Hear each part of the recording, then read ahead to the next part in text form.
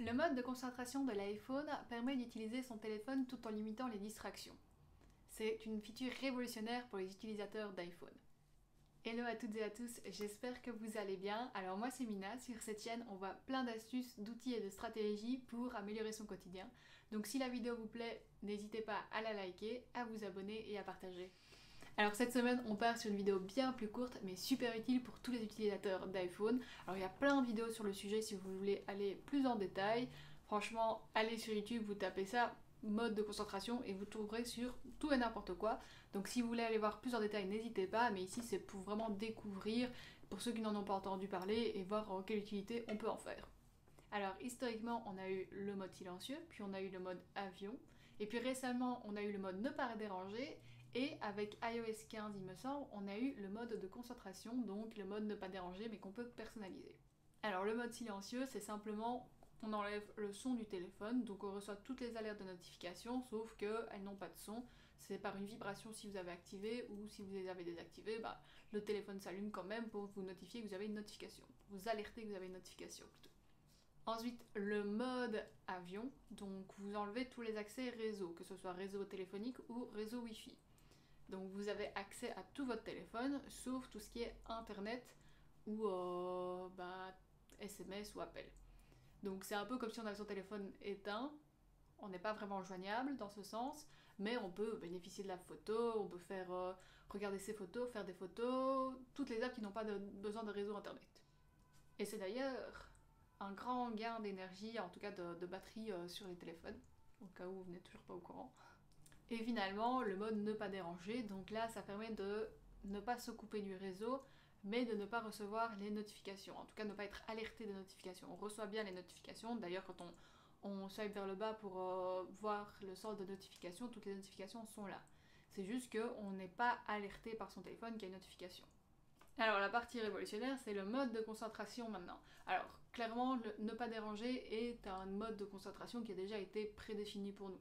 On peut le customiser si on veut. Il y a d'autres modes déjà aussi prédéfinis qu'on peut déjà réutiliser si on a envie quand on regarde dans les modes de concentration. Alors grâce au mode de concentration, vous pouvez contrôler et personnaliser qui a accès aux alertes. Donc de quelle app et quelle personne en particulier même vous pouvez recevoir une alerte de notification. Ça c'est génial.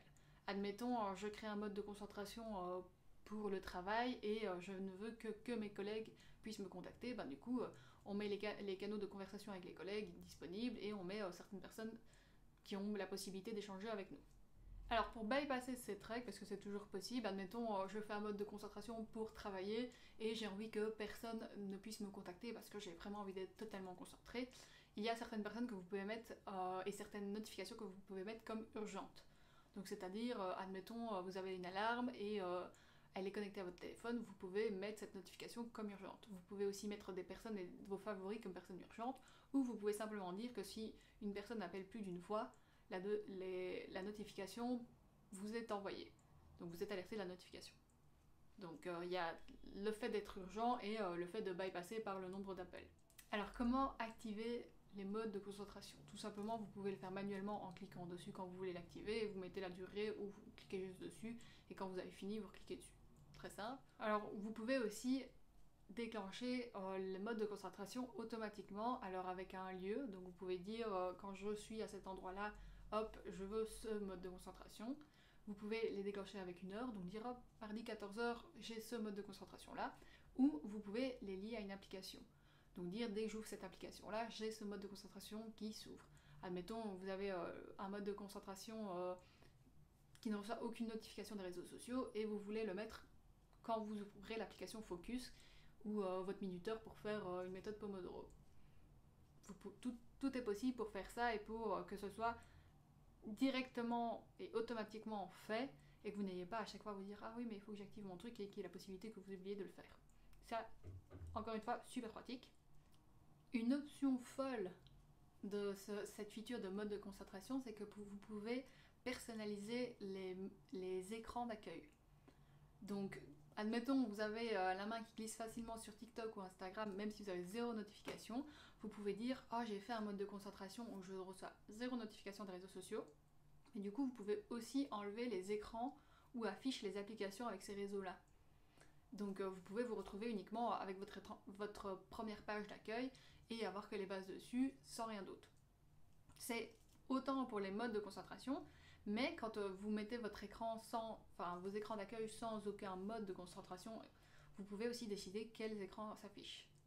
Alors on n'est pas dupe, hein, il suffit clairement de désactiver le mode de concentration pour retrouver toutes les applications TikTok et tout ça, mais ça fait une barrière supplémentaire et ça vous laisse le temps de vous dire ah, est-ce que j'ai vraiment envie d'aller là-dessus ou est-ce que je reste concentrée et je continue à bosser ou à faire mon activité, quoi.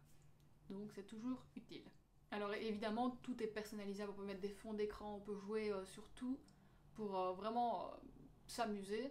Moi je suis toujours dans le basique où j'utilise la fonctionnalité minimale comme ça m'arrange. J'ai du mal un peu à personnaliser les trucs, mais il y a des trucs magnifiques que vous pouvez voir sur YouTube, donc encore une fois, n'hésitez pas à les regarder. Alors petit plus, et c'est le cas par défaut d'ailleurs, partagez le mode de concentration activé sur votre téléphone, sur vos autres appareils Apple, donc sur la montre, sur l'iPad, sur le PC, enfin sur tous vos appareils Apple, en fait le mode se propage et se partage. Vous pouvez clairement aussi désactiver ça si vous n'avez pas envie, mais c'est super pratique de se dire que si je suis concentrée partout. Et voilà pour le mode de concentration de l'iPhone, c'est un super outil à combiner avec la méthode Pomodoro. J'ai fait une vidéo là-dessus, si vous ne l'avez pas encore vue, elle sera en barre d'infos ou dans le i ici je pense. Et n'hésitez pas à me dire si vous utilisez ce mode de concentration et si vous avez le même peut-être sur les Android, je ne sais pas, je ne me suis pas renseignée là-dessus. En tout cas, j'espère que la vidéo vous a plu, n'hésitez pas à me le dire en commentaire, à la liker et à la partager, et sinon je vous dis à la semaine prochaine.